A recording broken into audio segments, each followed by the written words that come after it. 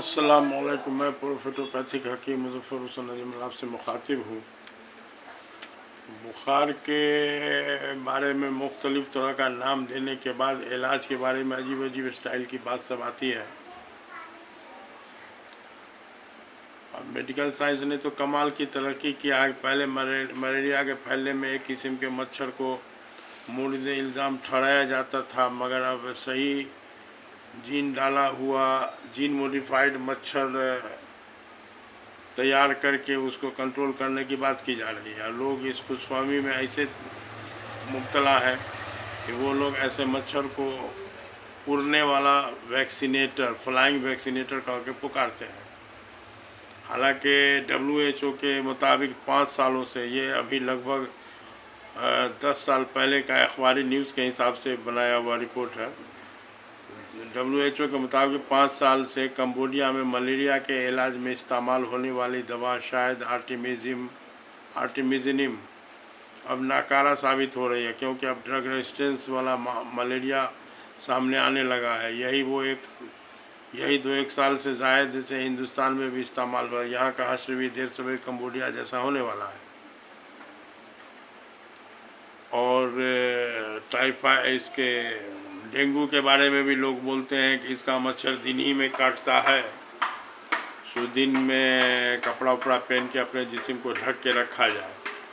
मतलब हर चीज़ में ये लोग मच्छर ही को इल्ज़ाम डालते हैं, जबकि कोई भी बुखार शुरू में बुखार सिंपली बुखार होता है। गलत इलाज, गलत खान पान की वजह से उस बुखार का नाम बदलता है, तो उस हिसाब से उसका जो है वो उसके नामकरण के फेर में भी लोग बहुत मरीज़ को भी परेशान करते हैं। अपने तो अंधेरा में तीर छोड़ते हुए मरीज़ को बहुत परेशान कर देते हैं।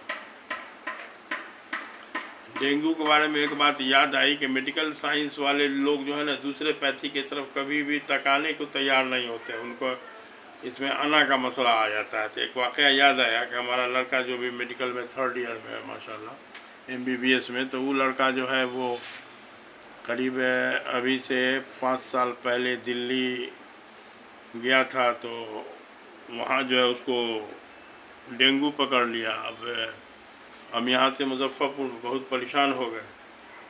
उसके बाद ये मामला हुआ कि उसका साथी लोग बताया कि कल तो इसको जाके हॉस्पिटलाइज हम लोग कर ही देंगे, सो अब घर पर रखना ठीक नहीं है।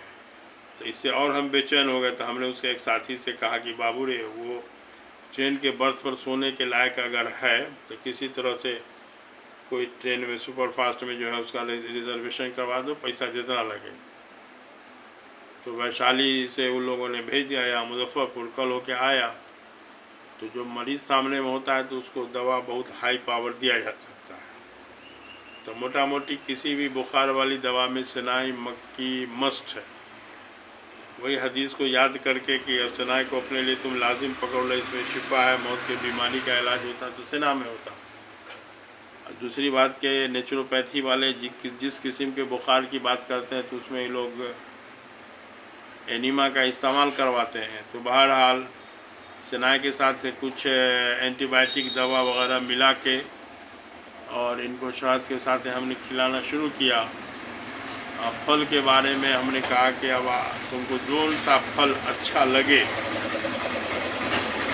तुम होलसेल में खाना है। तो उस ज़माने में इत्तफाक था कि शायद जुलाई का महीना था, तो सेब जो है उसकी नई फसल बड़ी अच्छी आई हुई थी, तो सेब को उसने खूब जम के खाना शुरू किया।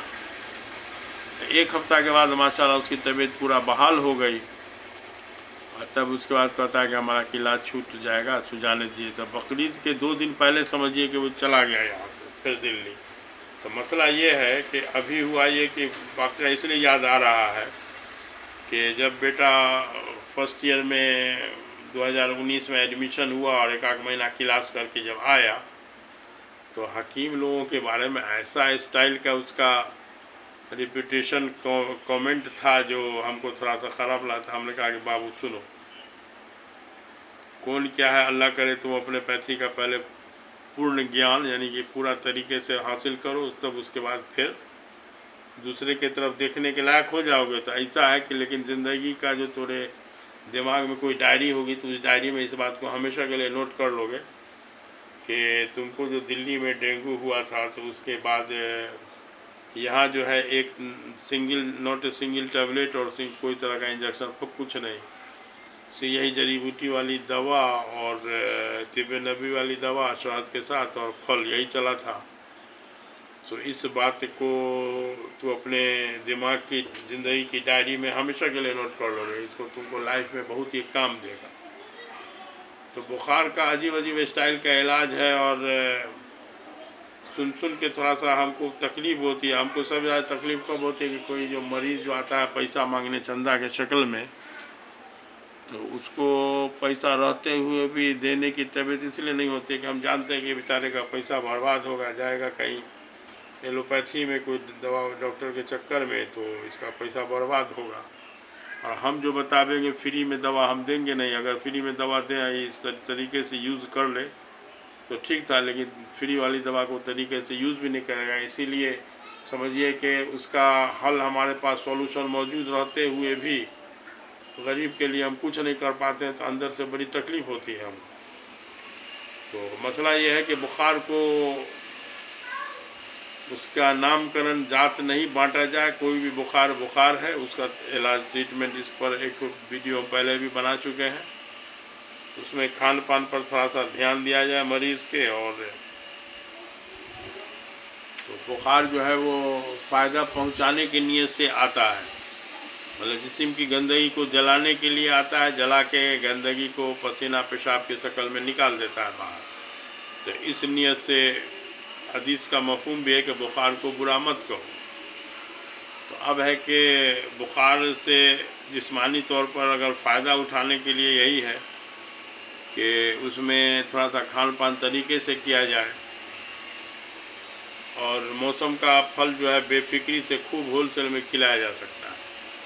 और शहद पानी नींबू के शरबत को किसी भी हालत में नहीं छोड़ना है, वो चलेगा।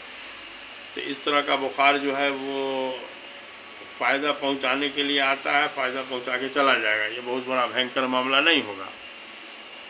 नहीं तो अब तो ऐसा मामला है कि बुखार के चक्कर में कुछ दिन पहले एक अखबार में एक न्यूज़ आया था FUO के बारे में, नहीं साइंस रिपोर्टर का न्यूज़ था। FUO fever of unknown origin, माने कि बुखार तो है लेकिन टेस्ट में इसका कोई नामकरण कोई जात पता नहीं चलता है कि मलेरिया है कि टाइफाइड है कि कालाजार है कि क्या है। तो इसलिए उसको फीवर ऑफ अननोन ओरिजिन कर दिया गया।